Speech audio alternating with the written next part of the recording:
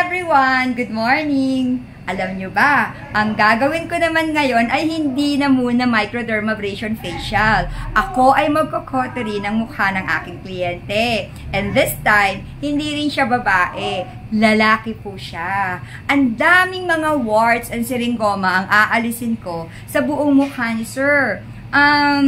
I think this is more than 105 pieces lahat eh. It's more than that. So, sobrang dami talaga. Kaya nilagyan ko ng anesthesia yung buong mukha ni Sir. So, ipapakita ko ngayon sa inyo ang kanyang skin, pero in close-up kasi nga, hindi ko pwedeng ipakita ang buong mukha ni Sir kasi confidential ito. So, eto na.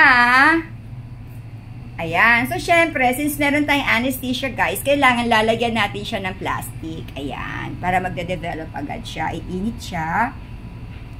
Ayan. At mawawala ng pakiramdam maya-maya kasi kalalagay pa lang namin. So, ibababad ko to ng mga 45 minutes. After 45 minutes, magre-reapply ako. Then, another 30 minutes. And then, yun na, gagawin ko na si Sir. So, hanggang mata meron. Ayun. Ayun, hanggang mata. Ayan. So, paano? Magkapaalam na muna ako, ha? So, mamaya, i-video ko ulit yung finished procedure na para makikita nyo rin kung gaano kadami yung tinanggal ko sa kanya. Sir, magpaalam na tayo. Ayan, o, yung kamay lang ni Sir. Mataas. Asa na? Ayun, nagpapaalam na si Sir. Nagbabay na siya. Bye, guys!